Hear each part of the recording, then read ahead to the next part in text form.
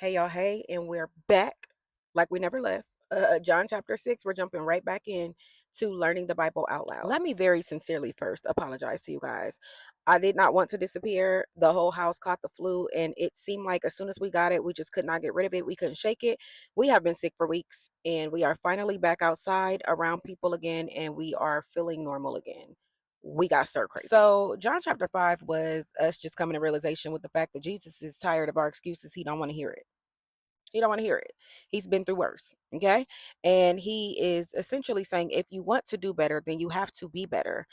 That man, that had that martyr spirit, that was laying there as an invalid for 39 years, he simply told him to get up and go. And guess what? When he got up, he went. All he had to do was just get up and go. Everything that he needed to be better, he had already had in his possession. Long story short, everything that you need to do better is literally in your possession. You just have to do it from there. You got to cut through the excuses. You got to cut through any and everything else and just do it. Nobody said it was going to be easy, but if you try, it's going to happen. So now we go into chapter 6. Jesus is now crossing back over to the Sea of Galilee. He has a large crowd following him at this point because everybody is picking up what he's putting down. They're seeing what he's doing. At this point, everybody's convinced. And so he and himself and the disciples and his following, they go up and they sit on the mountainside. So now Jesus looks up and he sees this large following of people, and he said to Philip, it's in red, so let's read it. Where shall we buy bread for these people? Now, let's be very clear. Jesus already knew what he was going to do. He was asking because he was testing Philip in his faith. And Philip answers, and just like us, he says, it's going to take more than a half year's of wage to feed all of these people. So Philip answers in normal fashion that Jesus expects him to answer in, and he says, Jesus, it's going to take more than a half year's wages to buy enough bread to feed all of these people. I don't know. And then you have another disciple, Andrew, Simon Peter's brother. He speaks up and he says, hey, there is a boy that has 5 small barley loaves and 2 small fish. But even with that, how far is that supposed to go amongst all these people? And Jesus looks at them and simply says, have the people sit down. All right. So there's about 5,000 men here gathered. There was plenty of grass. And Jesus simply took the bread and distributed it amongst everyone as much as they wanted, right? No, but no limits. Everybody got as much as they wanted. He did the same with the fish. There was still some left over. There was still some left over from Jesus's provision. Never mind. Okay. So there was still some left over, and Jesus looks at his disciples and he says, gather the pieces that are left over, let nothing be wasted. So they were able to fill 12 baskets with the pieces of 5 barley loaves that were left over. And absolutely after this, everybody was looking around and he was like, that's him. Surely this is him. Surely this is the prophet that has came into the world at this point. Surely this is him. Now Jesus knew what they came to do. They came to try to make him king by force, and he simply withdrew again, and then he retreated alone on the mountainside. Okay, so at this time, it's evening time. The disciples went and got in the boat, and they set off across back to Capernaum, but they had not seen Jesus. The wind started to blow really hard, and then in the near distance, they saw Jesus coming towards them, walking on water. Walking on water. Now, mind you, this is after they had already rowed about 3 or 4 miles. So they had already rowed about 3 to 4 miles down the lake, and they saw Jesus walking on water. And he says to them, it is I, don't be afraid. Imagine being on a boat, and Jesus himself is walking toward you on water, and he says, it is I, don't be afraid. And so Jesus says to them, the work of God is this, to believe the one that he has sent. And y'all, they asked him, what sign are you going to get? How do we know it's you? Here we go back again questioning. How do we know it's you? And Jesus says to them, very truly, I tell you, it is not Moses who has given you the bread from heaven, but it is my Father who gives you the true bread from heaven. For the bread of God is the bread that comes down from heaven and gives life to the world. So now it's the next day, and people from Tiberias are pulling up in their boats. They want a piece of the pie. Okay. They were across the way yesterday when Jesus did what he did with the bread and the fish. They want a piece of pie now. They saw that there was one boat. They assumed that the disciples went alone ahead of Jesus to Capernaum because they didn't see Jesus enter the boat. So at this point, they're gathered and they realize that Jesus nor his disciples are there. And so they set off in search of Jesus towards Capernaum. So they all find him on the other side of the lake and they say, Rabbi, when did you get here? There's red. Let's read it. And Jesus says, very truly, I tell you, you are looking for me, not because you saw the signs I performed, but because you ate the loaves and had your fill.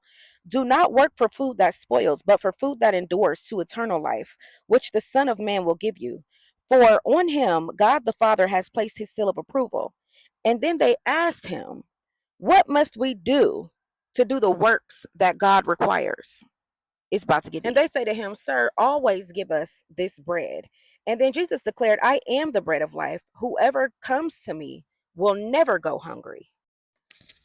And whoever believes in me will never be thirsty. But as I told you, you have seen me and still you do not believe me. All those who the Father gives me will come to me, and whoever comes to me, I will never drive away. For I have come down from heaven not to do my will, but to do the will of him who sent me. And this is the will of him who sent me, that I shall lose none of all those who he has given me, but raise them up at the last day. For my Father's will is that everyone who looks to the Son and believes in him shall have eternal life, and I will rise them up at the last day. At this, the Jews were grumbling because he said, I am the bread that came down from heaven. And they said, is this not the Jesus, the son? Is Jesus not the son of Joseph? Is this not Jesus, the son of Joseph? They're confused. We all confused. They're confused at this point because they were born of Mary and Joseph. They never saw him come from heaven. So how dare he say that he is the Son of God? And Jesus says to them, stop grumbling amongst yourself. No one can come to me unless the Father who sent me draws them, and I will raise them up at the last day. It is written in the prophets, they will all be taught by God. Everyone who has heard the Father and learned from him comes to me. No one has seen the Father except the one who is from God. Only he has seen the Father. Very truly, I tell you, the one who believes has eternal life. I am the bread of life. Your ancestors ate the manna in the wilderness, yet they died. But here is the bread that comes down from heaven, which anyone may eat and not die. I am the living bread that came down from heaven. Whoever eats this bread will live forever. This bread is my flesh, which I will give for the life of the world. Now the Jews are arguing amongst themselves. How can this man give us his own flesh to eat? Ugh. Jesus goes on to say, very truly I tell you, unless you eat the flesh of the Son of Man and you drink his blood, you have no life in you. Whoever eats my flesh and drinks my blood has eternal life, and I will raise them up at the last day. For my flesh is real food and my blood is real drink. Whoever eats my flesh and drinks my blood, whoever eats my flesh and drinks my blood remains in me and I in them.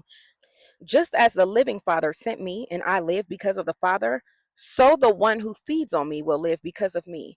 This is the bread that came down from heaven. Your ancestors ate manna and died, but whoever feeds on this bread will live forever. He's repeating himself at this point because clearly y'all are not hearing me. This is all said while he's teaching in the synagogue in Capernaum. So now at this point, we start to see the true colors of the disciples because upon hearing all of this, they're grumbling amongst themselves. And not only are they asking about the teaching and questioning it and saying, hey, this is a hard teaching. Not only are they asking that, they're asking who can accept this? Who can receive this? Jesus was already aware that some of his disciples did not believe and would betray him. It's Jesus. He already knew this. But he turned to them and said, does this offend you? Then what if you see the Son of Man ascend to where he was before? The Spirit gives life. The flesh counts for nothing. The words I have spoken to you, they are full of spirit and life. Yet there are some of you who do not believe. Again, he knew from the beginning which of them didn't believe and who would betray them. Who would betray him? I'm sorry. He already knew. But he goes on to say, this is why I told you that no one can come to me unless the Father has enabled them. At this point, a lot of his disciples turned their backs.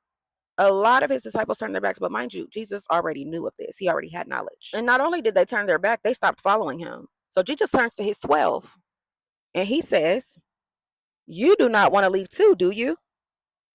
And Simon Peter says, Lord, who shall we go to? You have the words of eternal life. We have come to believe and to know that you are the Holy One of God. In other words, we ain't stupid and we ain't no followers. That's their business, Lord. And I say it and I keep saying it and I'm going to keep saying it. Jesus knows all. After this, Jesus turns to his 12 again and he says, have I not chosen all 12 of you? Yet, even though one of you is amongst my 12, you are the devil. Let's go ahead and read it. It's read. Have I not chosen you, the 12? Yet one of you is a devil.